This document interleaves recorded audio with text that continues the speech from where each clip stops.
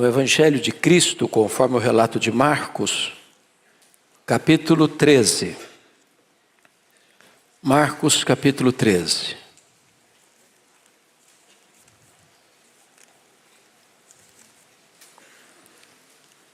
Nós vamos ler todo este capítulo do Evangelho segundo Marcos.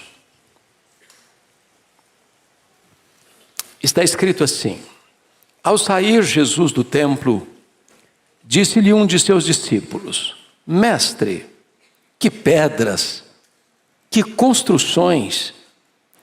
Mas Jesus lhe disse: vês estas grandes construções?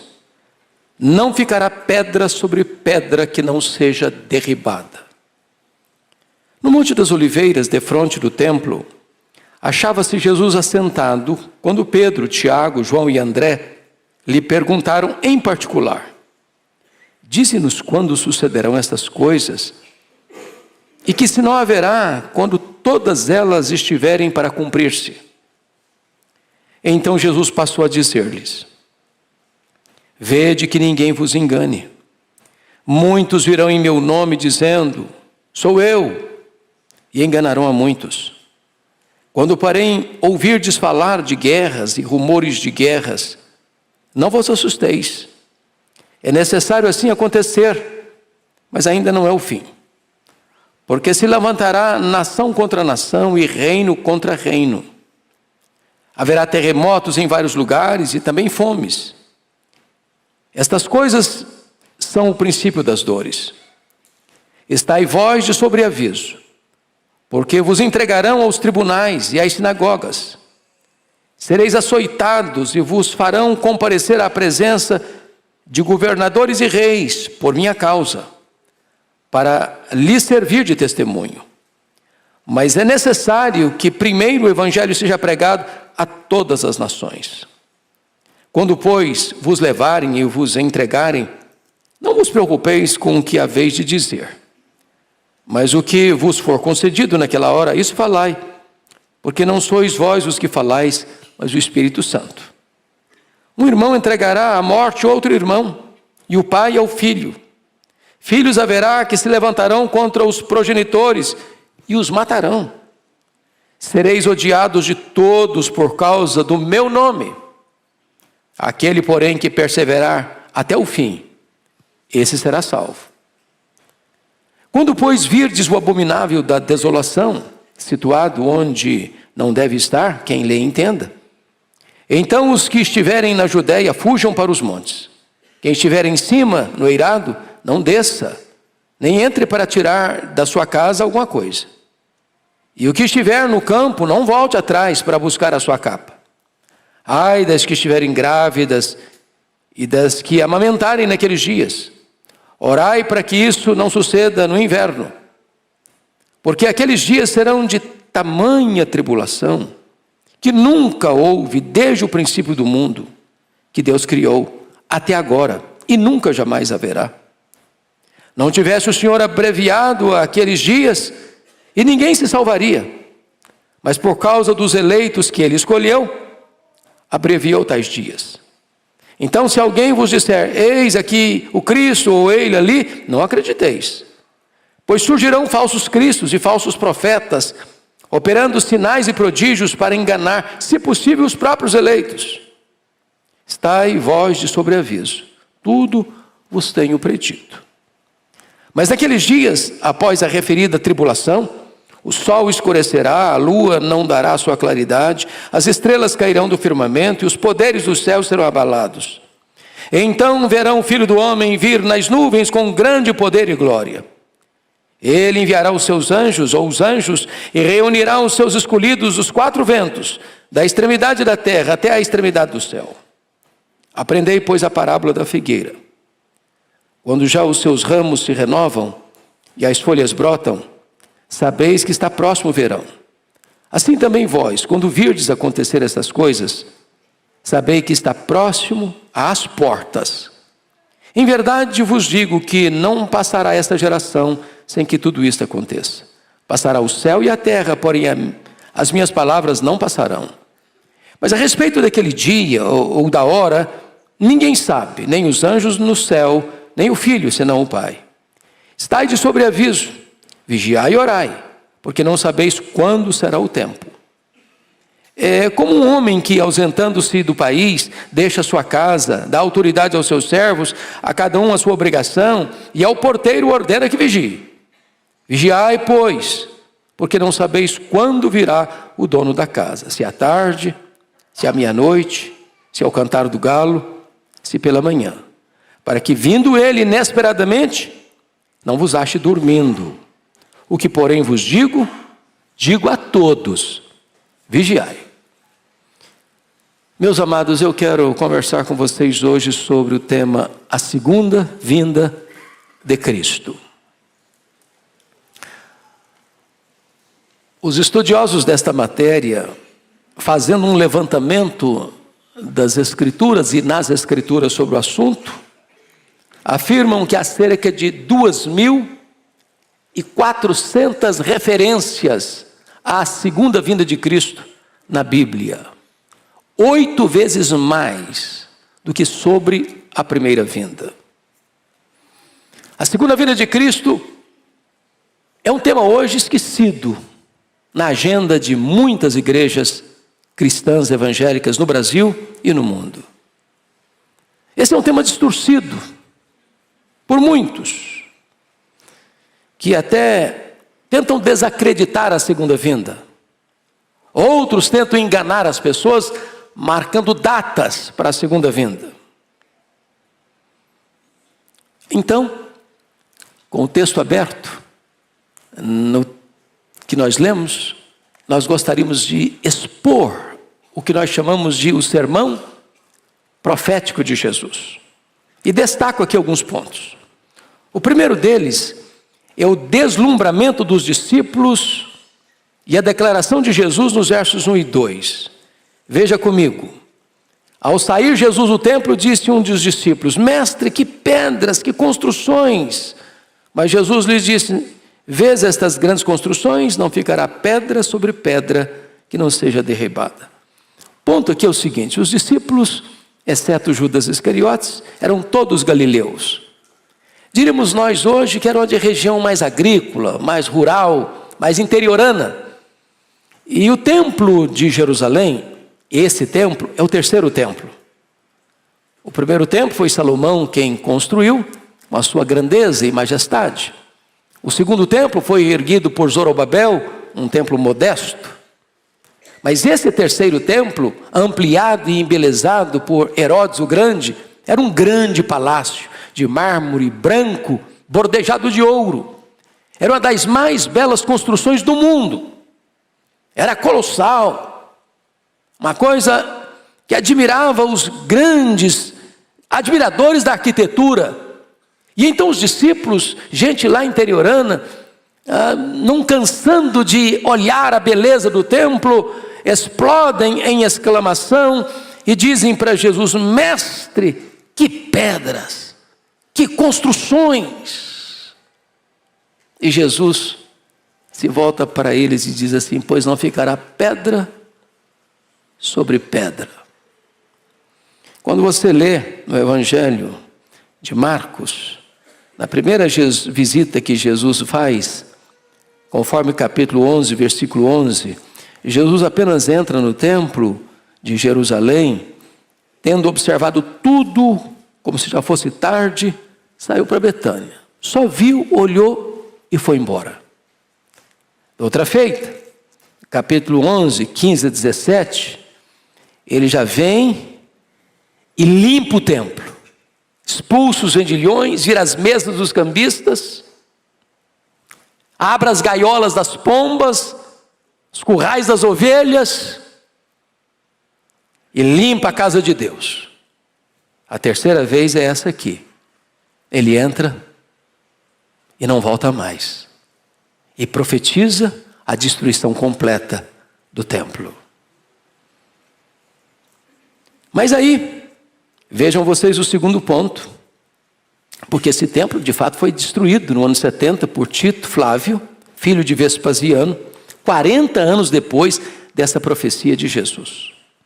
Vê o segundo ponto, A profecia acerca da destruição de Jerusalém e a profecia da segunda vinda. Confira comigo, por gentileza, capítulo 13, versos 3 e 4.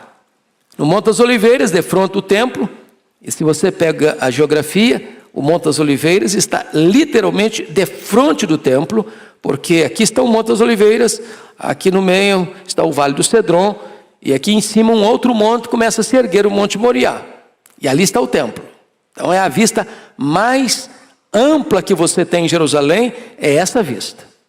Então Jesus está defronte do templo, quando os discípulos Pedro, Tiago, João e André perguntaram para ele em particular: quando sucederão estas coisas e que sinal haverá quando todas elas estiverem para cumprir-se?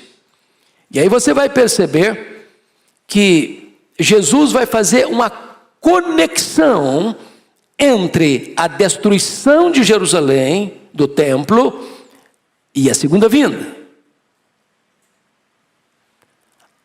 Ou seja, a destruição do templo e a destruição de Jerusalém vão ser um tipo, uma sombra do que será a segunda vinda de Cristo. Bom, vocês sabem que no ano 66 da era cristã começa a guerra judaica. Explode lá em Cesareia Marítima, porque uma sinagoga fora profanada. Os zelotes que não eram favoráveis ao governo de Roma em Israel rebelam-se contra Roma. Roma manda para lá o general Tito, que era filho do imperador Vespasiano, que governou de 69 a 79, envia Tito Flávio para Israel para controlar o motim, em 66. 4 anos depois, a situação é incontornável e Tito Flávio arrasa Jerusalém, destrói Jerusalém.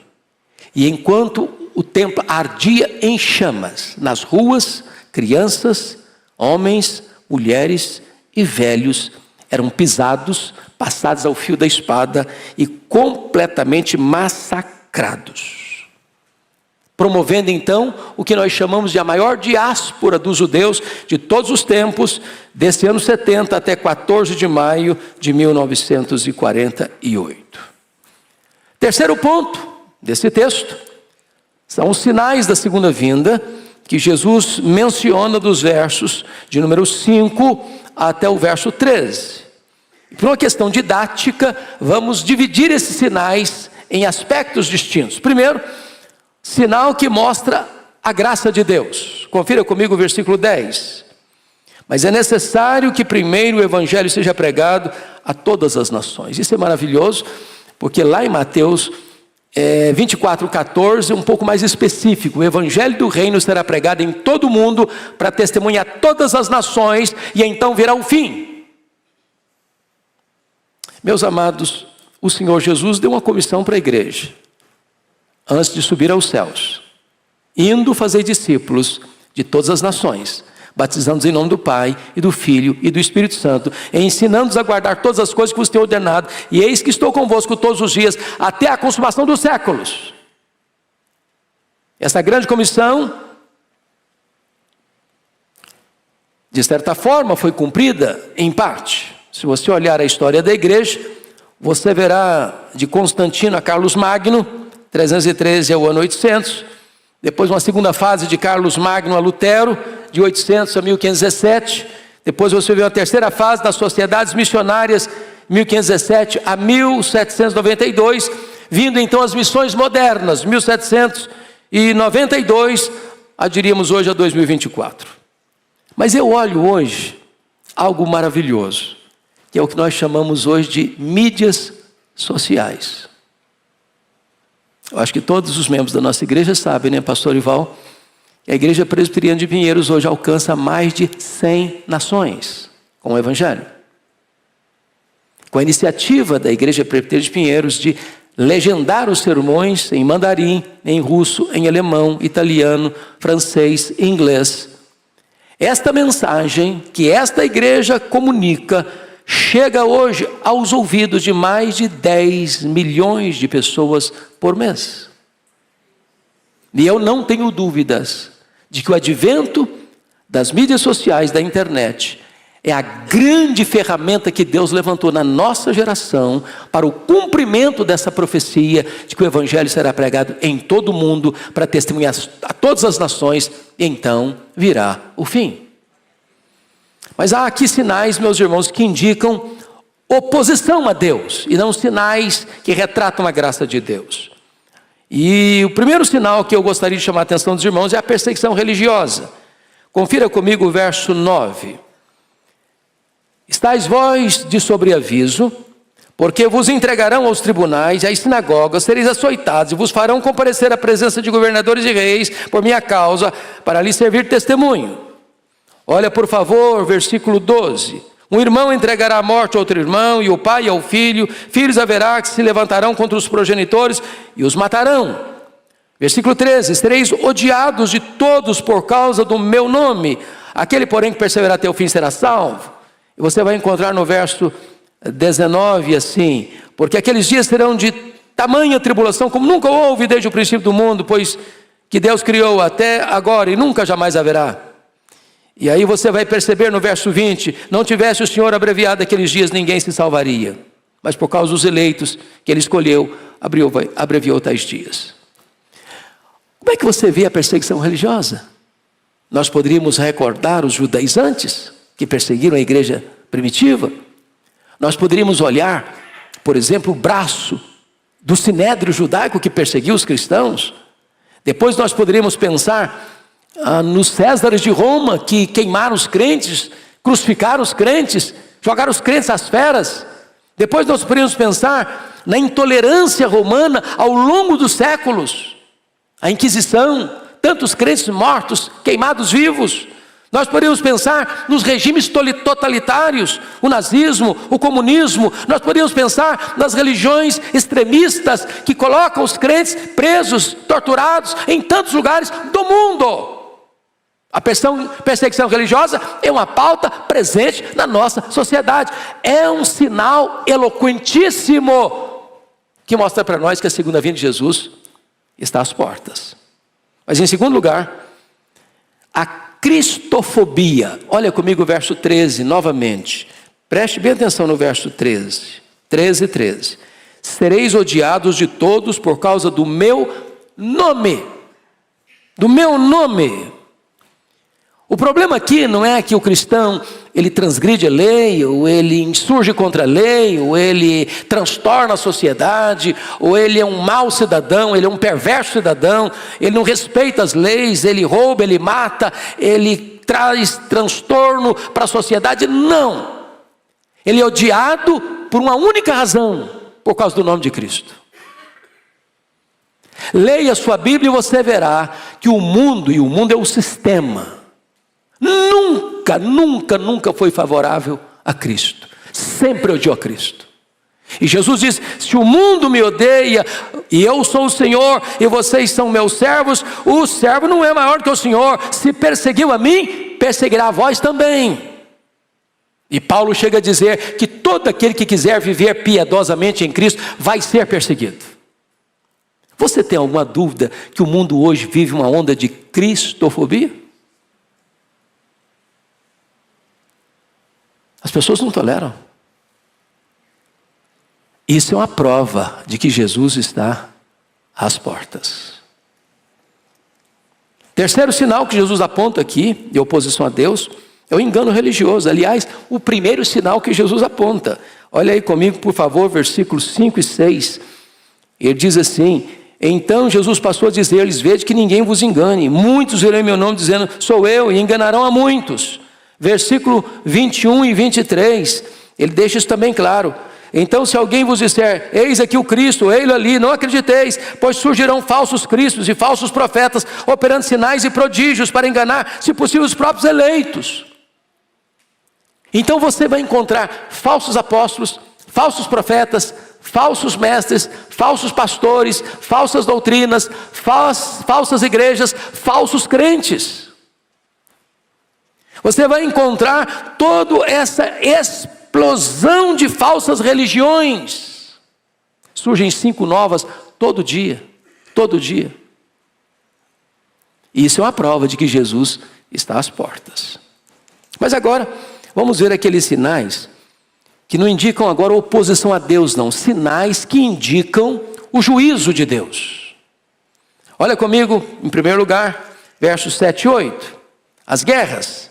Quando, porém, ouvirdes falar de guerras e rumores de guerras, não vos assusteis, é necessário que assim aconteça, mas ainda não é um fim, porque se levantará nação contra nação e reino contra reino. Arnold Toynbee, um egrégio historiador, diz que a história da humanidade é a história das guerras. Alguém já disse que para cada dia de paz, há 30 dias de guerra. A paz que o mundo conhece hoje é uma paz postiça, porque se firma um acordo de paz, mas se investe na guerra. As nações estão armadas, e armadas com grande poder bélico, atômico, guerras químicas, guerras biológicas. Mikhail Gorbachev, lá em 1985, já escreveu no seu livro Perestroika que o arsenal que se tinha naquele tempo já dava para destruir o planeta Terra 27 vezes. Os especialistas dizem que se houver de verdade uma terceira guerra mundial, para se lançar mão do que se tem hoje, daria para destruir o planeta várias vezes e transformá-lo em poeira cósmica. Não haveria vencedores e nem vencidos. É claro que, à luz da Bíblia, quem vai apertar o botão do fim da história, não é o homem, é o próprio Deus. Louvado seja o Senhor. Mas as guerras estão aí. No auge do humanismo, do otimismo humano, do século passado, nós tivemos 2 guerras mundiais, 1914, 1918, 30 milhões de pessoas mortas. Não aprendemos a lição. Segunda Guerra Mundial, 1939, 1945, 60 milhões de pessoas mortas. Não aprendemos a lição. Temos guerras étnicas, temos guerras tribais, temos guerras religiosas, temos guerras ideológicas, temos guerras econômicas, temos guerras e mais guerras e mais guerras, e elas não cessam.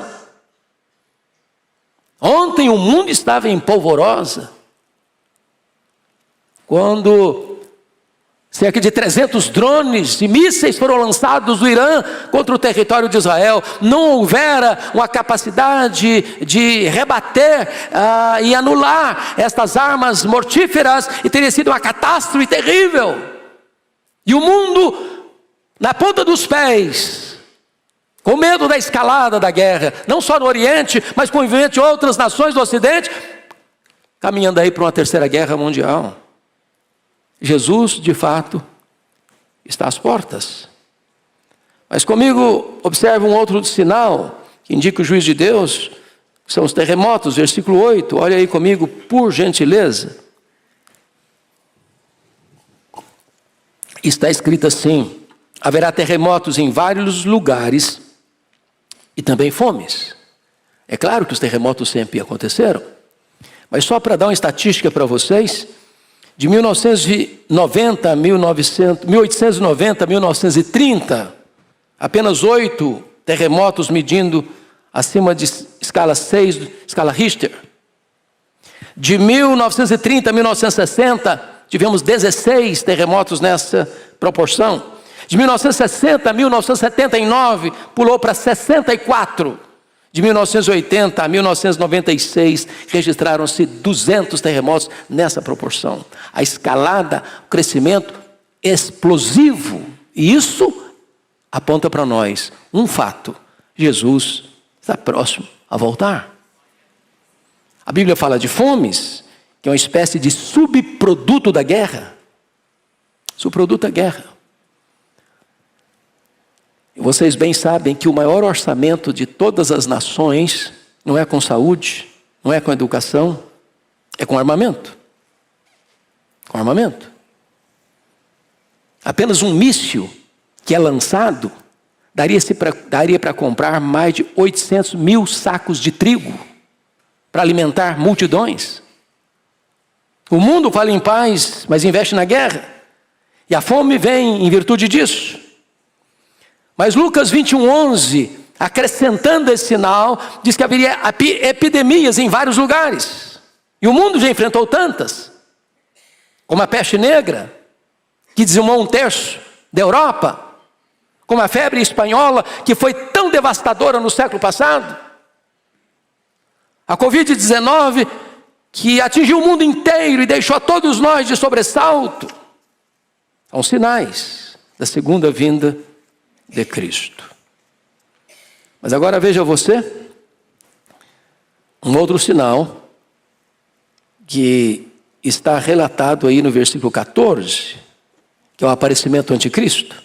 Quando, pois, virdes o abominável da desolação, situado onde não se deve estar, quem lhe entenda, então os que estiverem na Judéia fujam para os montes. E aqui o Senhor Jesus volta a tratar do tipo e do antítipo. Ele volta a falar do ano 70, de Tito Flávio, que invade Jerusalém, e isso ser uma sombra, um tipo de que será o anticristo. Por que ele está usando essas figuras? Vejam vocês aí, quem estiver em cima no eirado, não desça, para tirar nada de casa. Quem estiver num campo, não volte para sua casa, para buscar sua capa. Ai das que estiverem grávidas, ai das que amamentarem naqueles dias. Orai para que não aconteça no inverno. Porque Jesus está dando uma profecia. E essa profecia cumprir-se-ia 40 anos depois. No ano 70. A invasão de Jerusalém foi horrível. Horrível. As pessoas foram cercadas. Elas foram sitiadas, entrincheiradas. Elas não podiam sair. Não tem mais provisão, não tem mais água, não tem mais comida. Só tem desespero. Como aconteceu no cerco de Jerusalém, onde Jeremias registra que mais felizes foram os que morreram à espada dos que morreram de fome dentro dos muros. A ponto das mães comerem os corpos mortos de seus próprios filhos. E o que ele está dizendo é o seguinte: uma mulher grávida, ai das que estiverem grávidas, uma mulher grávida não consegue correr, fugir. Como 1000 judeus fugiram e se refugiaram lá às margens do Mar Morto, na fortaleza de Massada. Uma mulher que tem um bebê no colo amamentando, ela não consegue ter celeridade para correr. No inverno, as pessoas não têm todo o preparo para sair e fugir no inverno rigoroso, abaixo de temperatura de 0 grau, abaixo de 0 grau. Então, o que ele está mostrando é que a invasão de Tito aponta para a tragédia que será esse levantamento do abominável da desolação, chamado o homem da iniquidade, também chamado de o anticristo, ou também chamado de a besta que surge da terra, que vai receber toda a autoridade de Satanás, que vai perseguir os cristãos. E a Bíblia diz lá em Apocalipse capítulo 13, que toda a terra, todas as nações, todos os povos vão adorar o anticristo, vão se prostrar diante do anticristo, exceto os que têm o selo de Deus. Em outras palavras, Jesus não vai perder sequer um cordeirinho, uma ovelha para o anticristo, sequer um. O Senhor Jesus chega a dizer no verso 29, no verso 20, o seguinte: não tivesse o Senhor abreviado aqueles dias e ninguém se salvaria, mas por causa dos eleitos que ele escolheu, abreviou tais dias. Versículo 22. Pois surgirão falsos cristos e falsos profetas, operando sinais e prodígios para enganar, se possível, os próprios eleitos. Os eleitos não serão enganados. O Senhor tem os seus eleitos, o Senhor ama os seus eleitos não serão poupados da tribulação, os seus eleitos serão arrancados do meio da tribulação. Eles enfrentarão. Mas o Senhor abrevia e o Senhor os livra, de tal forma que nenhum deles vai perecer. Como é que será essa grande tribulação? Você pode ler comigo o verso 19, por gentileza? Vamos todos juntos, por favor? Porque aqueles dias serão de tamanha tribulação, como nunca houve desde o princípio do mundo que Deus criou até agora, e nunca jamais haverá. Eu chamo a sua atenção que esta expressão, ela tem 4 paralelos na Bíblia: a grande tribulação, a apostasia, o aparecimento do homem da iniquidade e o pouco tempo de Satanás. Esse era o período mais tenebroso, mais amargo, mais difícil da história, a grande tribulação. E o Senhor vai arrancar a sua igreja, não tirando-a antes da tribulação, mas sustentando-a, fortalecendo-a, e do meio da tribulação o Senhor tira o seu povo. É o cuidado que o Senhor tem com os seus eleitos. O que é curioso é que no mesmo momento e com a mesma intensidade que vem a grande tribulação, vem também a sedução religiosa. É isso que você verá nos versos 21 a 23. Então, se alguém vos disser, eis o Cristo, ei-lo ali, não acrediteis, pois surgirão falsos cristos, falsos profetas, operando sinais e prodígios, para enganar, se possível, os próprios eleitos. Estai vós de sobreaviso, tudo vos tenho predito. Então, não fique assim muito encantado com milagres não, porque os falsos mestres, os falsos profetas, os falsos cristos também vão operar coisas miraculosas, que não é obra de Deus, para enganar. E vão enganar, exceto os eleitos de Deus. Louvado seja o Senhor. Agora vejam vocês a descrição da segunda vinda, comparando comigo aí o que vai acontecer nos versos 24 e 25. Mas naqueles dias, após a referida tribulação, o sol escurecerá, a lua não dará sua claridade, as estrelas cairão no firmamento, os poderes do céu serão abalados. Meus irmãos, este é um fenômeno catastrófico, cósmico. E quem vai tratar isso de maneira detalhada é o apóstolo Pedro, na sua segunda carta, capítulo 3. Eu preciso que você vá comigo para lá, porque eu não poderia reproduzir literalmente, com fidelidade, esses 3 versículos, e eu não conseguiria descrever com tamanha eloquência e clareza o que Pedro descreveu. Então vá comigo rapidinho para lá, e a gente volta para cá, para Marcos, para olhar como é que vai ser esses fenômenos da natureza. Capítulo 3 de 2 de Pedro, por gentileza. Versículo 7. Eu queria que toda a igreja lesse comigo, por favor. 3, 7. Está aí posto na tela, vamos todos juntos ler. Ora, os céus que agora existem e a terra, pela mesma palavra, têm sido entesourados para fogo, estando reservados para o dia do juízo e destruição dos homens ímpios. Versículo 10 comigo. Virá, entretanto, como ladrão, o dia do Senhor, no qual os céus passarão com estrepitoso estrondo, e os elementos se desfarão abrasados. Também a terra e as obras que nela existem serão atingidas. Comigo o verso 12.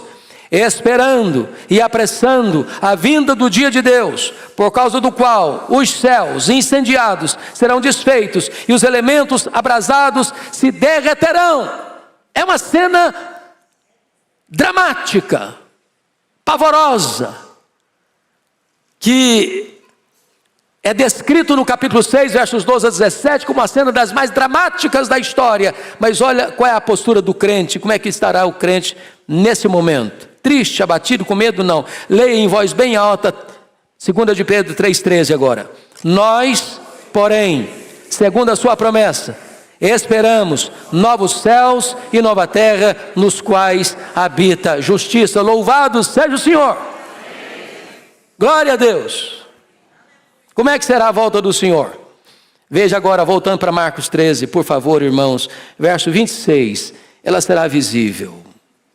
Está escrito assim: então verão o Filho do Homem vir nas nuvens com grande poder e glória. Verão, verão, verão. Apocalipse 1,7 diz que todo olho verá, até aqueles que o traspassaram. O que significa isso? O que significa é o seguinte: quando Jesus voltar, 2 coisas vão acontecer. Primeiro, os mortos vão ressuscitar. Uns para a ressurreição da vida, outros para a ressurreição do juízo. Só depois os que estiverem vivos serão transformados e arrebatados. Então aqueles que cuspiram no rosto de Jesus, aqueles que esbordoaram a Jesus, aqueles que pregaram Jesus na cruz, vão ter que ressuscitar. E vão ter que ver Jesus na sua glória. E vão ter que se ajoelhar. E vão ter que confessar que Jesus Cristo é Senhor para a glória de Deus Pai. Não uma confissão alegre, festiva, submissa, para irem para o reino da glória. Não, vão ter que fazê-lo e imediatamente irem para o fogo eterno preparado para o diabo e seus anjos. É assim que a Bíblia diz. Mas mais do que isso, a segunda vinda do Senhor será gloriosa. Versículo 26, na parte B, diz que ele vem com grande poder e glória. Significa o seguinte: quando ele vier, ele não vem mais como veio na primeira vinda, montado num jumentinho humilde, não tendo onde reclinar a cabeça. Ele vem como rei vencedor. Na sua coxa estará escrito Rei dos Reis, Senhor dos Senhores. E ele vem, segundo 1 Coríntios 15, 24 e 25, vai colocar todos os seus inimigos debaixo dos seus pés, e ele vai lançar no lago do fogo o anticristo, o falso profeta, o diabo, a morte, o inferno e todos aqueles cujos nomes não estão escritos no livro da vida. E ele vai triunfar completamente, permanentemente, finalmente, e vai entregar o reino ao Deus e Pai, para que ele seja tudo em todos, e ele reinará com a sua igreja para sempre e sempre e sempre. Louvado seja o Senhor. Mas eu quero encerrar chamando a sua atenção para a necessidade de estar preparado para a segunda vinda. Primeiramente, ela será precedida por avisos claros, conforme os versos 28 a 31, e Jesus conta uma parábola de um homem que vai para um outro país e deixa os funcionários da sua casa encarregados de cuidar da casa. E o Senhor então vai mostrar para nós, aliás, esse é o verso 33 a 34, mas até antes do 33 e 34 tem uma outra ilustração, que é a ilustração da figueira, e ele diz assim, quando a parábola figueira, quando já os ramos se renovam e as folhas brotam, sabeis que está próximo o verão. Isso é um fenômeno da natureza. Lá em Israel, as figueiras são muito comuns. E ele diz assim, assim também vós, quando virdes acontecer estas coisas, sabei que está próximo às portas. Uma coisa está próximo, outra coisa está às portas. Esses sinais estão aí. São visíveis, são eloquentes, são inegáveis. As portas. E Jesus garante a confiabilidade da sua palavra, dizendo o seguinte, versículo 31, passará o céu e a terra, porém as minhas palavras não passarão. Então fique de sobreaviso.